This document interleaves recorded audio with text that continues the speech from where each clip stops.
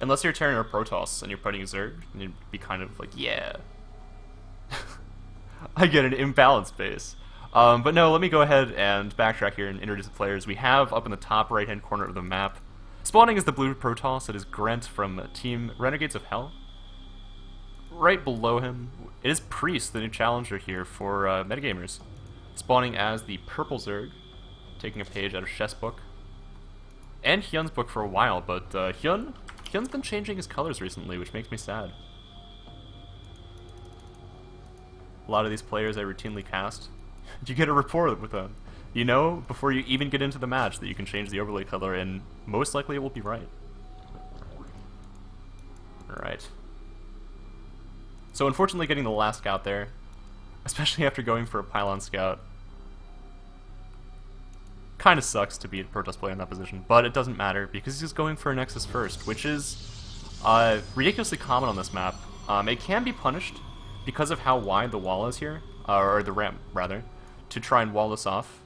But generally we see players create a little bit of a faux wall with this pylon, putting a zealot there, and then going ahead and pulling probes down to try and hold position on the ramp if need be. That's crisis management mode though. With only 4 lings on the way, he most likely wants to try and get that probe out of his main natural area. As you don't want probes lying around in your base. Can make way for a ridiculous amount of units warped into your base later on in the game, and the probe, realizing the fact that Zerglings are on the field, does not want to pylon block this third base, and Priest off with a ridiculously early 3 bases, which is the current metagame. It's not surprising. Alright, so it is going to be a full wall off. Opting for a cannon positioned at the wall.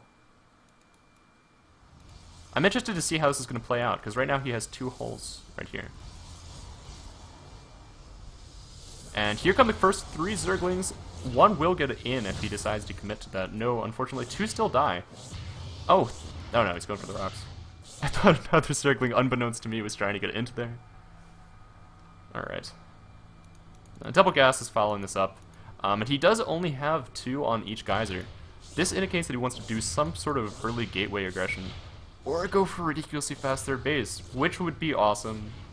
Because that's... I mean, you play to the map. Map-specific strats at this level will get you very, very far. And it's almost impossible for a Zerg player to be able to attack up these ramps to kill a Protoss on 3 bases. You have to wait until they take a 4th base. Or wait until they try and push you to punish you for taking a ridiculous amount of bases in order to really make aggression work for you. As a Zerg and ZVP on Tombed. But if you get early cannons up and just camp it out a little bit, you can get access to 6 geysers really fast and make way for some ridiculously scary 3-base timings. I don't know. It's going to be interesting to see how Priest reacts to this. There are, of course, builds generally off of 2 bases. Snoot loves to do it. If you watch any of Snoot's tournament play VODs or his stream, 2-base Banelings is literally the only build he uses. I've never cast a game by him that has not been 2-base Baneling drops. And that says a lot about a player in a strat, because he is able to do it that often and still maintain a relatively high win rate on this map. So, alright, so we do have a couple more cannons here. And a Roachborn and an Evo, 650, ridiculously standard time. Most likely we will see him adding additional gas relatively soon.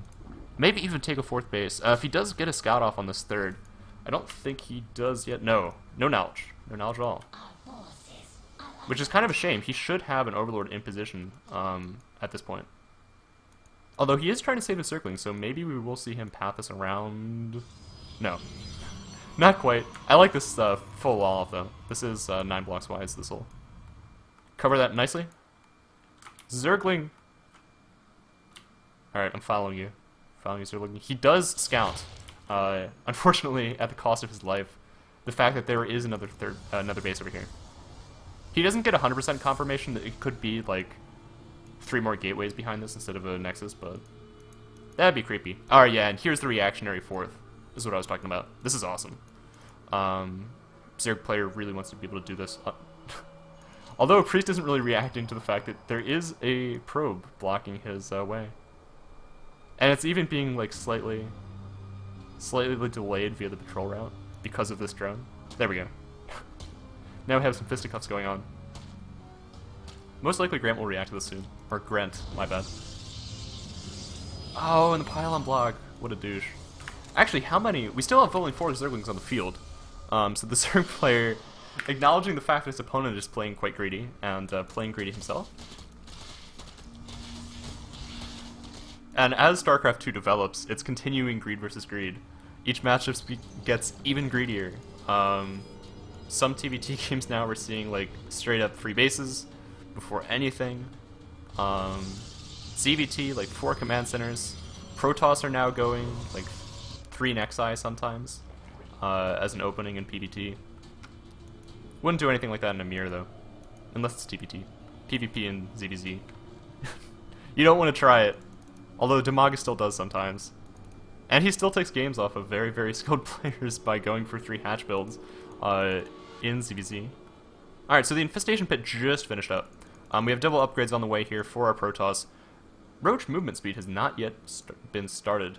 And 10 minutes, around a minute and a half, 2 minutes, you really need to be kind of worried about whether or not your opponent's going to be hitting with a 3-base timing.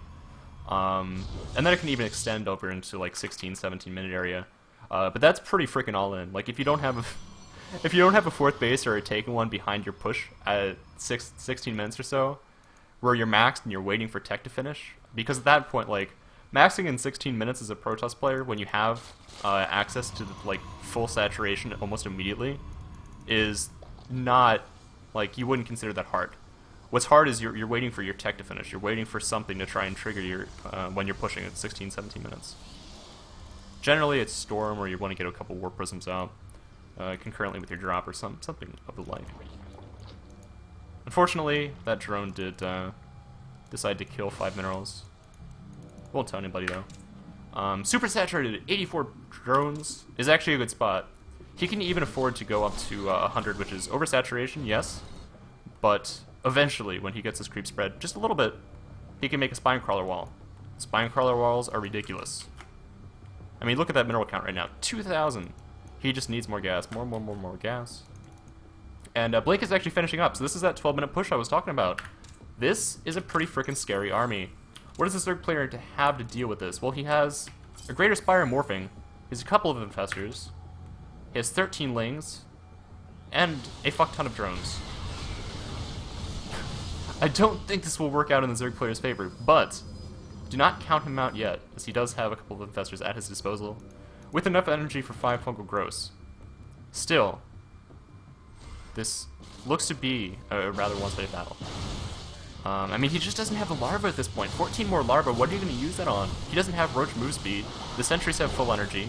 There are 4 of them, which means a ridiculous amount of force fields. He has a couple of immortals in here, and he has +1. +2 is damn near finished.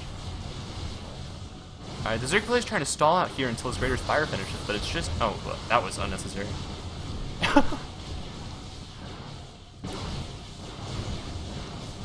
He could have done with 1 force field there, but that's the only error I've seen in his play thus far.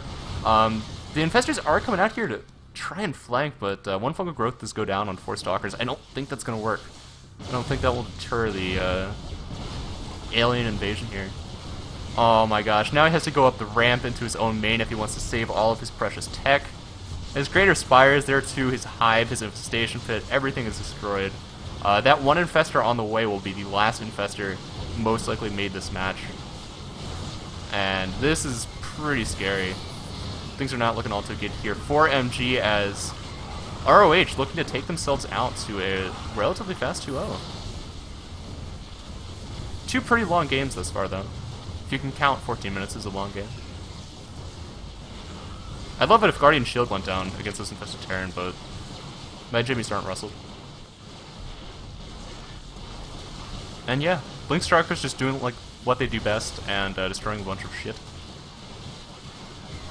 No observer on the field actually means that these infestors will go on living. This is something that if there were enough infestors in the field, if MG Priest was Leenock, then they could have posed an issue.